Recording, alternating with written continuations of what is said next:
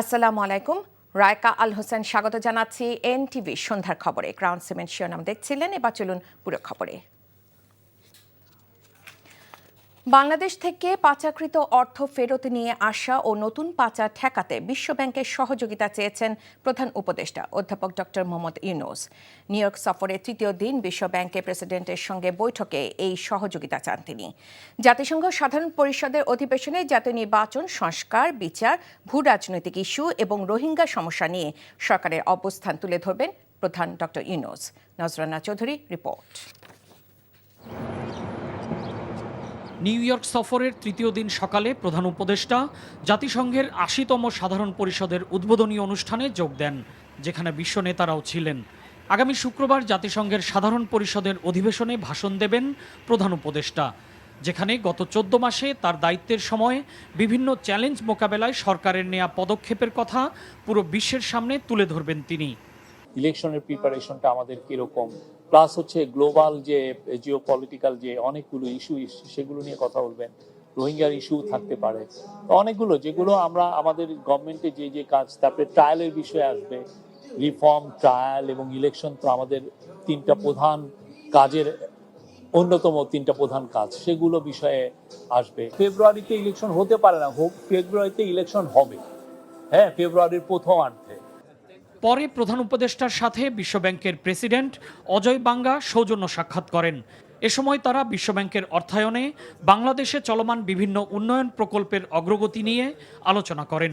একই সাথে বাংলাদেশের অর্থনৈতিক সংস্কার বিষয়েও আলোচনা হয়। চিফ অ্যাডভাইজার জানিয়েছেন যে আমাদের বাংলাদেশের থেকে যে $234 বিলিয়ন শেখ হাসিনার আমলে সাইফন অফ হয়ে গেছে, যারা চুরি করে নিয়ে গেছে, তো সেই টাকাটা ফেরানো তার একটা বড় একটা প্রায়োরিটি। সেই বিষয়ে উনি আলাপ হয়েছেন। আপনি জানেন ওয়ার্ল্ড ব্যাংক এগুলো ক্ষেত্রে যথেষ্ট এক্সপার্টিজ আছে, তারা এগুলো ব্যাপারে হেল্প করে। প্রধান উপদেষ্টার সফর সঙ্গী হিসেবে নিউ ইয়র্কে আসা রাজনৈতিক নেতাদের সাথে বিমানবন্দরে অপ্রীতিকর ঘটনা প্রসঙ্গে প্রধান উপদেষ্টার প্রেস সচিব বলেন, মার্কিন প্রশাসনের যথাযথ কর্তৃপক্ষের কাছে এ বিষয়ে জানানো হয়েছে। তাদের 5 জনই আমাদের সাথে আসার কথা ছিল এবং সেখান থেকে আমরা ঢাকা থেকে ওই বিষয়ে আমরা প্রিপারেশন নিয়েছি এবং সেই অনুযায়ী যথাযথ কর্তৃপক্ষের কাছে তাদের লিস্টও গিয়েছে, কিন্তু একটা ভিসা সংক্রান্ত একটা জটিলতার কারণে ওই দিক দিয়ে আসছে। হ্যাঁ, ফলে যেটা হয়েছে যে ওই দিকে আমাদের প্রিপারেশনটা হতে ছিল না, কমিউনিকেশন কিছু গ্যাপ হয়েছে, এগুলো নিয়ে আমরা দেখছি। এর বাইরে প্রধান উপদেষ্টা অস্ট্রেলিয়ার প্রধানমন্ত্রী, নেদারল্যান্ডসের রানী, বিশ্ব বাণিজ্য সংস্থার মহাপরিচালক এবং বিশ্ব স্বাস্থ্য সংস্থার মহাপরিচালকের সাথে পৃথক বৈঠক করেন। নজরানা চৌধুরী, এনটিভি নিউজ, ঢাকা। এদিকে জাতিসংঘের মহাসচিব অ্যান্টনিও গুতেরেসের উদ্বোধনী ভাষণের মধ্য দিয়ে ৮০তম অধিবেশনের উচ্চ পর্যায়ের সাধারণ বিতর্কের সূচনা হয়েছে। অধিবেশনে যোগ দিতে এরই মধ্যে বিশ্ব নেতাদের অনেকেই হাজির হয়েছেন নিউ ইয়র্কে। প্রথম দিনে যুক্তরাষ্ট্রের প্রেসিডেন্ট ডোনাল্ড ট্রাম্পের ভাষণ আলোচনার কেন্দ্রবিন্দুতে চলে আসে। নিউ ইয়র্ক থেকে জানাচ্ছেন ফরিদ আলম। শান্তি, উন্নয়ন ও মানবাধিকারের ৮০ বছর, এই প্রতিপাদ্য নিয়ে স্থানীয় সময় মঙ্গলবার শুরু হয়েছে উচ্চ পর্যায়ের সাধারণ বিতর্ক। জাতিসংঘের মহাসচিব অ্যান্টনিও গুতেরেস তার উদ্বোধনী ভাষণে বিশ্ব নেতাদের শান্তির পক্ষে দাঁড়ানোর আহ্বান জানান। উচ্চ পর্যায়ের বিতর্কের প্রথম দিনেই যুক্তরাষ্ট্রের প্রেসিডেন্ট ডোনাল্ড ট্রাম্প বিশ্বজুড়ে জাতিসংঘের ভূমিকার কড়া সমালোচনা করেন। এদিকে বাংলাদেশের অন্তর্বর্তী সরকারের প্রধান ডক্টর মোহাম্মদ ইউনূস মঙ্গলবার বিকেল পর্যন্ত একাধিক বৈঠকে ব্যস্ত সময় পার করেন। অন্যদিকে প্রধান উপদেষ্টার সফরসঙ্গী বিএনপি, জামায়াত ও এনসিপি নেতাদের কোনো অনুষ্ঠানে যোগদানের খবর এখনও পাওয়া যায়নি। জাতিসংঘের চলতি অধিবেশনে বাংলাদেশ নিজেদের স্বার্থ সংশ্লিষ্ট অনেকগুলো বিষয় নিয়ে এরই মধ্যে আলোচনা শুরু করেছে। তবে রোহিঙ্গা সমস্যা সমাধানে বিশ্ব নেতারা কি ধরনের পদক্ষেপ নেন সেটা দেখার জন্যই এখন সবার অপেক্ষা। Farid Alam, NTV news, Manhattan, new York, যুক্তরাষ্ট্র।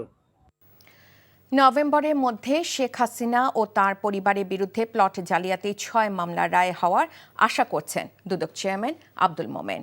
হাইকোর্টের আদেশে আটকে যাওয়া টিলিপ সিদ্দিকের মামলা সচলে উদ্যোগ নেওয়া হচ্ছে বলেও জানান তিনি। টিআইবি ও দুদকের মধ্যে সমঝোতা স্মারক সই অনুষ্ঠানে এসব কথা জানান দুদক চেয়ারম্যান। শফি মাহমুদ সাগরের রিপোর্ট। রাজধানীর দুদক কার্যালয়ে পারস্পরিক সহযোগিতা, তথ্য বিনিময় ও যৌথ কর্মসূচি বাস্তবায়নের লক্ষ্যে ট্রান্সপারেন্সি ইন্টারন্যাশনাল বাংলাদেশের সাথে দুর্নীতি দমন কমিশনের ৫ বছর মেয়াদী সমঝোতা স্মারক সই হয়। অনুষ্ঠান শেষে দুদক চেয়ারম্যান জানান, শেখ হাসিনা ও তার পরিবারের সদস্যদের বিরুদ্ধে প্লট জালিয়াতির মামলার সাক্ষ্য নেওয়া চলছে। রায় হতে পারে নভেম্বরের মধ্যেই। সাবেক প্রধানমন্ত্রী এবং তার পরিবারবর্গ নিয়ে যে মামলা, সেই মামলার আমাদের ৬টা মামলা চলমান অবস্থায় আছে এবং আমরা আশা করছি সাক্ষ্য গ্রহণ শেষে অক্টোবর শেষ দিকে কিংবা নভেম্বরের প্রথম দিকে আদালত যেটাই বিবেচনাযোগ্য মনে করেন সেরকম রায় এসে যাবে বলে আমাদের প্রত্যাশা। এই মামলাটার একটা নিষ্পত্তি হোক, আপনারা যেমন চান আমরাও সেটা চাই। দুদককে দুর্নীতিমুক্ত করার প্রতি জোর দিয়ে আব্দুল মোমেন বলেন, নিজেরা দুর্নীতিতে যুক্ত থাকলে অন্যদের প্রশ্ন করার নৈতিক অবস্থান থাকে না। আগের মামলাও এখনো আছে, আমি অস্বীকার করছি না। আমরা চেষ্টা করে যাচ্ছি যত তাড়াতাড়ি সম্ভব এগুলি কমিয়ে নিয়ে আসা। প্রাতিষ্ঠানিক কর্মদক্ষতার সীমাবদ্ধতার স্বীকার করে দুদক চেয়ারম্যান জানান, ঝুলে থাকা মামলাগুলোর তদন্তের ব্যাপারে কাজ চলছে। বাংলাদেশ এবং আমাদের মিডিয়া। শফি মাহমুদ সাগর, এনটিভি নিউজ, ঢাকা। রাজনৈতিকভাবে পরাস্ত একটি দল দেশ ধ্বংস করে পালিয়ে গেলেও বিদেশের মাটিতে তাদের কর্মী সমর্থকরা ধ্বংসাত্মক কাজে লিপ্ত রয়েছে বলে মন্তব্য করেছেন বিএনপি স্থায়ী কমিটির সদস্য আমির খসরু মাহমুদ চৌধুরী। আর আওয়ামী লীগের সঙ্গে কোনো আঁতাত নেই জানিয়ে খোলস বদলকারীদের ব্যাপারে সতর্ক থাকার আহ্বান জানিয়েছেন বিএনপি সিনিয়র যুগ্ম মহাসচিব রুহুল কবির রিজভী। ইফতেখার রেজার রিপোর্ট। চট্টগ্রাম মা ও শিশু হাসপাতালে ইন্টার্ন ডক্টরস অ্যাসোসিয়েশনের সমাপনী অনুষ্ঠানে অংশ নিয়ে আমির খসরু মাহমুদ বলেন, বিদেশে গিয়ে চিকিৎসা গ্রহণ বন্ধ করতে চিকিৎসকদের দেশের চিকিৎসা খাতে ভূমিকা রাখতে হবে। আপনি যখন পরাজিত হয়ে দেশ থেকে পালিয়ে গেলেন, তো ওনাদের সমর্থকরা তো এই ধরনের কাজের বাইরে তার কিছু করার নাই। আপাতত গণতন্ত্রেই বিশ্বাস করে না, দেশ ধ্বংস করে পালিয়ে গিয়ে এখন যেগুলো করছে এগুলো তো আরও ধ্বংসাত্মক। এগুলো তাদের ভবিষ্যৎকে আরো অনুষ্ঠিত করে দিচ্ছে।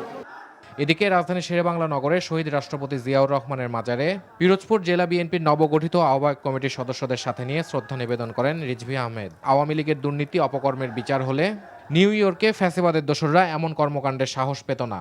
অন্তর্বর্তীকালীন সরকার যার প্রতি সকল গণতান্ত্রিক শক্তি সমর্থন জানিয়েছে, তারা যদি আজকে আরো বেশি দক্ষতা প্রদর্শন করতেন, তাহলে নিউ ইয়র্কে যে ঘটনাটি ঘটেছে সেখানে ফ্যাসিবাদের দোসররা যে কর্মকাণ্ড করেছে এটা সাহস হতো না। আওয়ামী লীগের সাথে কোনো আতাত নেই। আওয়ামী লীগের সাথে যারা তাকে সহযোগিতা করেছে তাদের জন্য খোলস খুলে নতুনভাবে আত্মপ্রকাশ করতে না পারে, আমাদেরকে সেই দিকটাই দেখতে হবে। দুর্নীতি দমন কমিশনকে অথর্ব প্রতিষ্ঠান মন্তব্য করে তিনি বলেন, এখনও লুটেরাদের কোনো অর্থ ফেরত আনতে পারেনি তারা। Iftekhar Reza, NTV news, Dhaka. ভারতের আশীর্বাদ পুষ্ট হয়ে বাংলাদেশে আর কোনো রাজনীতি করা যাবে না বলে হুঁশিয়ারি দিয়েছেন এনসিপির উত্তরাঞ্চলের মুখ্য সংগঠক সার্জিস আলম। দুপুরে সুনামগঞ্জে এনসিপির সমন্বয় সভা শেষে সাংবাদিকদের তিনি একথা বলেন। ফ্যাসিস্ট আওয়ামী লীগের অংশগ্রহণে এদেশে আর কোনো নির্বাচন হবে না উল্লেখ করে সার্জিস বলেন, দল হিসেবে আওয়ামী লীগের কার্যক্রম নিষিদ্ধ হয়েছে এবং তা বহাল থাকবে। পৃথিবীর কোথাও বিপ্লবী এবং পরাজিত ফ্যাসিস্ট একসাথে রাজনীতি করতে পারে না বলেও মন্তব্য করেন তিনি।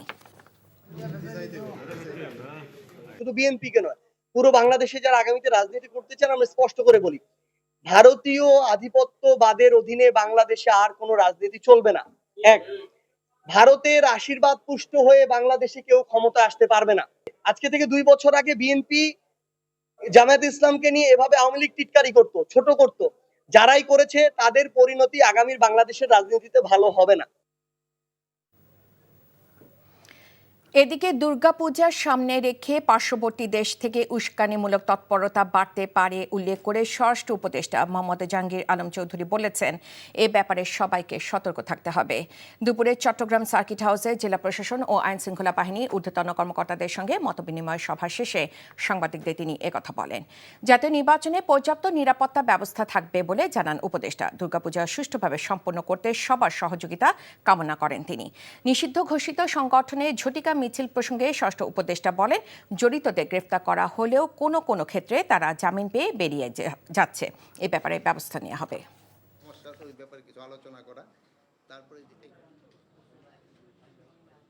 প্রথম দিকটা কিন্তু আমাকে পার্শ্ববর্তী দেশ অনেক উল্টাপাল্টা খবর দিত, আপনারা কিন্তু এটা কাউন্টার করায়, আপনারা সত্যি খবরটা দেওয়ায় কিন্তু এখন কিন্তু তাদের সংখ্যা কমে গেছে। বাট এই পুজো উপলক্ষে কিন্তু তারা আবার করা শুরু করবে। আমি আপনাদের অনুরোধ করবো, আপনারা আগে যেই ভূমিকাটা পালন করছেন এবার ওইভাবে করবেন এবং তাদের কাউন্টার করবেন এবং জনগণ যেন সত্যি ঘটনাটা পায় ওইটার ব্যবস্থা করবেন। আগামী জাতীয় সংসদ নির্বাচনে বিএনপি ৪৫.৭%, জামায়াতে ইসলামী ৩৩.৫% আর জাতীয় নাগরিক পার্টি ৪.৭% ভোট পেতে পারে। ইনোভেশন কনসাল্টিং নামে একটি গবেষণা সংস্থার নতুন জরিপে এমন তথ্য উঠে এসেছে। এছাড়া ইসলামী আন্দোলন বাংলাদেশ ৩.৮% ভোট পেতে পারে বলে জরিপে উঠে এসেছে।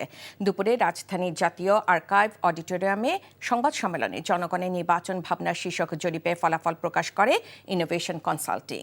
জরিপ অনুযায়ী ৩৯.১% ভোটার মনে করছে বিএনপি সরকার গঠনে সক্ষম, আর জামায়াত সরকার গঠনে সক্ষম এমনটি মনে করছে ২৮% ভোটার। তবে নির্বাচনে কার্যক্রম নিষিদ্ধ আওয়ামী লীগ অংশ নেওয়ার সুযোগ পেলে বিএনপি জামায়াতের ভোট কিছুটা কমতে পারে। সেক্ষেত্রে আওয়ামী লীগ 18% ভোট পেতে পারে। সারা দেশে 10,000-এর বেশি মানুষ এই জরিপে অংশ নেন। খাগড়াছড়ি সদরে ৮ম শ্রেণীর এক স্কুল ছাত্রীকে সংঘবদ্ধ ধর্ষণের ঘটনায় সয়নশীল নামে এক ব্যক্তিকে আটক করা হয়েছে। দোষীদের বিচারের দাবিতে আগামীকাল আধাবেলা সড়ক অবরোধ ও ৩ পার্বত্য জেলায় শিক্ষা প্রতিষ্ঠানে ধর্মঘটের ডাক দেওয়া হয়েছে। সকালে সিঙ্গিনালা এলাকায় সেনাবাহিনীর সদর জোনের সহযোগিতায় তাকে আটক করে পুলিশ। ঘটনার প্রতিবাদে সকালে খাগড়াছড়ি সরকারি কলেজ গেট এলাকা থেকে বিক্ষোভ মিছিল নিয়ে মুক্তমঞ্চে গিয়ে সমাবেশ করেন শিক্ষার্থীরা। পরে কাল ভোর ৬টা থেকে দুপুর ১২টা পর্যন্ত আধাবেলা সড়ক অবরোধ ও ৩ পার্বত্য জেলায় শিক্ষা প্রতিষ্ঠানে ধর্মঘটে ডাক দেওয়া হয়। এই ঘটনায় ভিকটিমের বাবা বাদী হয়ে সদর থানায় অজ্ঞাত আসামিদের বিরুদ্ধে মামলা করেন। রাজশাহী বিশ্ববিদ্যালয় প্রশাসনের আশ্বাসে ৭ কার্য দিবসের জন্য কমপ্লিট শাটডাউন কর্মসূচি স্থগিত ঘোষণা করেছে অফিসার্স সমিতি। তবে জাতীয়তাবাদী শিক্ষক ফোরামে ক্লাস পরীক্ষা বর্জন সহ অনির্দিষ্টকালের কর্মবিরতি অব্যাহত থাকবে। দুপুরে রাজশাহী বিশ্ববিদ্যালয় অফিসার্স সমিতির সভাপতি মোক্তার হোসেন জানান, গতকাল বিশ্ববিদ্যালয় প্রশাসন তাদের সাথে বৈঠক করেছে।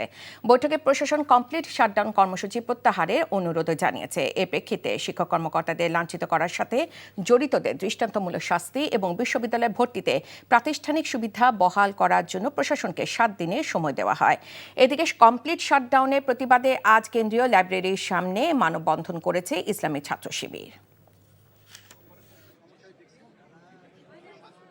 কর্মকর্তা কর্মচারীদের সকল শাটডাউন কর্মসূচি স্থগিত ঘোষণা করছি এবং সন্ত্রাসীদের ন্যায় বিচার এবং প্রাতিষ্ঠানিক সুবিধা হতে আমাদের ফিরিয়ে দেওয়া না হয়, রাজশাহী বিশ্ববিদ্যালয়ে যদি কোনো অনাকাঙ্ক্ষিত ঘটনার সৃষ্টি হয় তার জন্য প্রশাসনকে এককভাবে দায়ী থাকতে হবে। সন্ত্রাসীদের বিচারের দাবিতে সুষ্ঠু বিচার করে শাস্তির আওতায় আনার দাবিতে আমাদের চলমান কর্মসূচি অব্যাহত আছে। আমরা আস্থা রাখার মতো এখনো তেমন কিছুই পাইনি। সাংবাদিকদের ওয়েস্ট বোর্ড শ্রম মন্ত্রণালয়ের অধীনে নিষ্পত্তি হওয়া প্রয়োজন বলে মন্তব্য করেছেন তথ্য উপদেষ্টা মাহফুজ আলম। বলেন, মালিকপক্ষের সদিচ্ছার অভাবে এতদিন বাস্তবায়ন হয়নি নবম ওয়েস্ট বোর্ড। বিকেলে তথ্য ভবনে সংবাদপত্র মজুরি বোর্ড গঠন এবং সাংবাদিকতার অধিকার সুরক্ষা অধ্যাদেশ ২০২৫ খসড়া সংক্রান্ত আলোচনা সভায় এসব কথা বলেন তিনি। আলোচনায় সাংবাদিক সংগঠনের নেতা, তথ্য মন্ত্রণালয় ও শ্রম মন্ত্রণালয়ের প্রতিনিধি ও বাসসের প্রতিনিধিরা উপস্থিত ছিলেন। আলোচনায় উঠে আসে সাংবাদিকদের নিরাপত্তা, মামলা, জরিমানা, বেতন সহ নানা বিষয়। সাংবাদিকদের সুরক্ষায় যে কোনো উদ্যোগ নিতে রাজি তথ্য মন্ত্রণালয় উল্লেখ করে তথ্য উপদেষ্টা বলেন, দুই পক্ষের সদিচ্ছা ছাড়া সমাধান অসম্ভব। এ সময় মালিক ও সাংবাদিক উভয় পক্ষে পরিকল্পনা, প্রস্তাবনা ও পক্ষে বিপক্ষে যুক্তি খণ্ডনের জন্য 10 দিনের সময় দেন তিনি।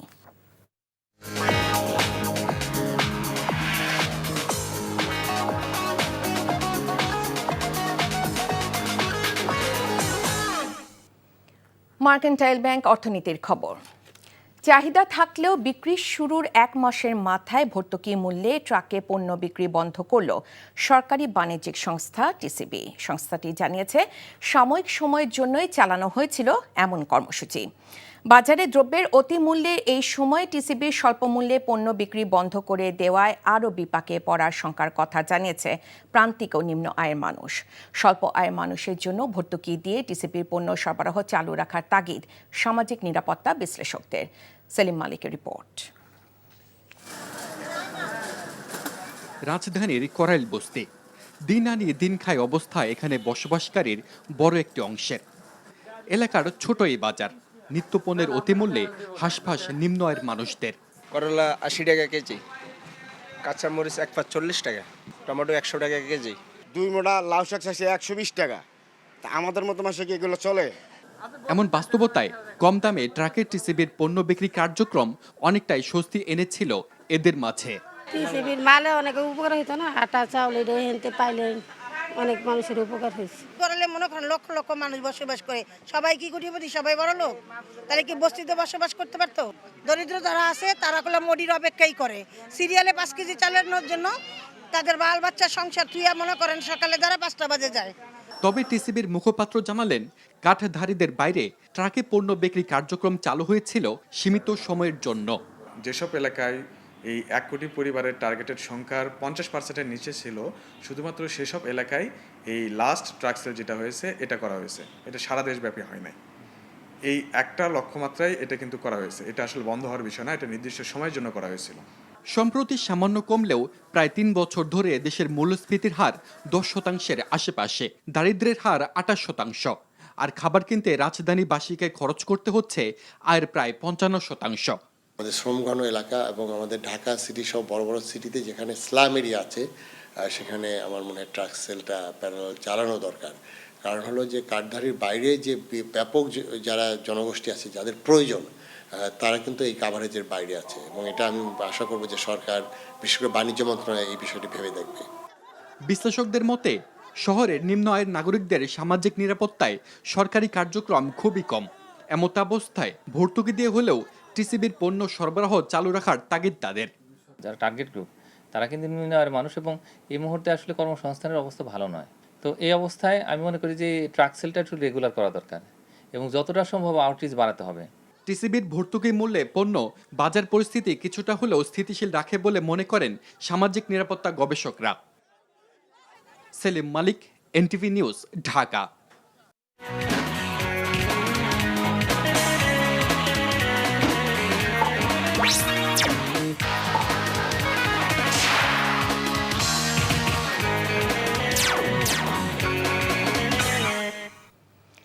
ইস্পাহানি প্রিমিয়ামটি খেলার খবর।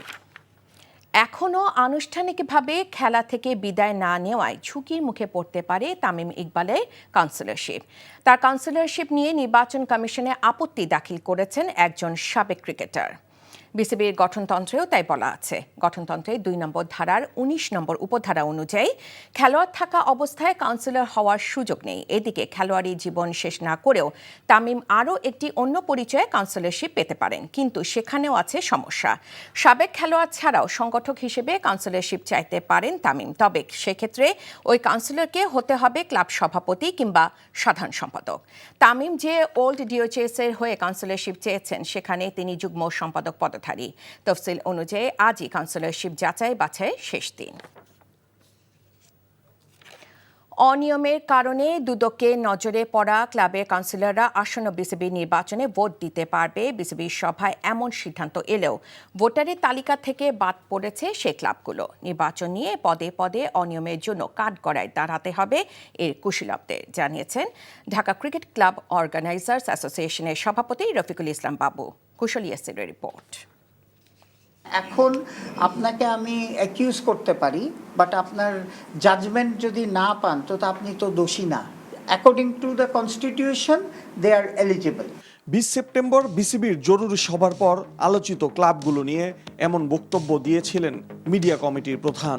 যদিও নির্বাচন কমিশন প্রকাশিত ভোটার তালিকায় নাম নেই ওই ক্লাবগুলোর, যার মধ্যে রয়েছে ইফতেখার রহমান মিঠুর ক্লাব, ভাইকিংস ক্রিকেট একাডেমিও। 2014-15 মৌসুম থেকে খেলে আসা এই ক্লাবগুলো নিয়ে নানা অনিয়মের অভিযোগ রয়েছে। নির্বাচনের ঠিক আগ মুহূর্তে ভোটার তালিকায় নাম না থাকায় হুমকির মুখে পড়বে কয়েকশো ক্রিকেটারের ক্যারিয়ার, বলছেন এই ক্লাব সংগঠক। এই খেলোয়াড়গুলি কিন্তু একসময় বাংলাদেশ জাতীয় দলে আসবে। তো যদি ক্লাবগুলি নিয়ে কোনো অবজেকশন থাকতো তাহলে কিন্তু তখন লিগটাও খেলতে পারতো না। তারপর সেকেন্ডলি এই যে বিসিবি নির্বাচনে, আসন্ন নির্বাচনে কাউন্সিলর যে চাওয়া হয়েছে এই ক্লাবগুলি থেকে চাওয়া হয়েছে, যথারীতি এই ক্লাবগুলি থেকেও কাউন্সিলরের ফর্ম ফিল আপ করে পাঠানো হয়েছে বিসিবিতে। তারপরে এই ন্যাক্কারজনক ঘটনা। বোর্ডের একটা এজেন্ডাও ছিল যে 14টা ক্লাবের কি হবে, 14টা বা 15টা ক্লাবের। তখন কিন্তু সর্বসম্মতিক্রমে পাশ হয়েছিল যে এগুলি বিসিবিতে নির্বাচনে অংশগ্রহণ করতে পারবে, কাউন্সিলরশিপ দেওয়া হবে। বিসিবি নির্বাচনে সরকারের হস্তক্ষেপ হচ্ছে এমন অভিযোগ করে রফিকুল ইসলাম বাবু জানিয়েছেন, ক্ষমতার অপব্যবহার করে বেশি দিন টিকে থাকা যায় না। আজকে হয়তো জোর খাটিয়ে বা বিভিন্ন মানে অপব্যাখ্যা দিয়ে এগুলি মানে পাশ করিয়ে নিচ্ছে, কিন্তু দুদিন পরে এগুলি পাশ মানে এগুলির এই অবস্থান সঠিক থাকবে না, কারণ এগুলি যে অবৈধ সেটার ব্যাপারে কিন্তু বাংলাদেশের সবাই জানে, সমস্ত আইন বিশেষজ্ঞরাও জানে যে এগুলি অবৈধভাবে করা হচ্ছে। আগামী 6 অক্টোবর হওয়ার কথা বিসিবির সাধারণ পরিষদের নির্বাচন। ওই দিনই পরিচালকরা নির্বাচিত করবেন নতুন বোর্ড প্রধানকে। কুশল ইয়াসির, এনটিভি নিউজ, ঢাকা। এই ছিল সন্ধ্যার খবরে। এই খবরে ভিডিও সহ আপডেট জানতে ভিজিট করুন এনটিভি অনলাইন www.ntvbd.com। এছাড়াও এনটিভির জনপ্রিয় সব অনুষ্ঠান ও খবরের আপডেট জানতে ভিজিট করুন আমাদের ইউটিউবে ভেরিফাইড ফেসবুক পেজ। রাত 10:30 রাতের খবর দেখার আমন্ত্রণ জানিয়ে বিদায় নিচ্ছি। এতক্ষণ সাথে থাকার জন্য সবাইকে ধন্যবাদ।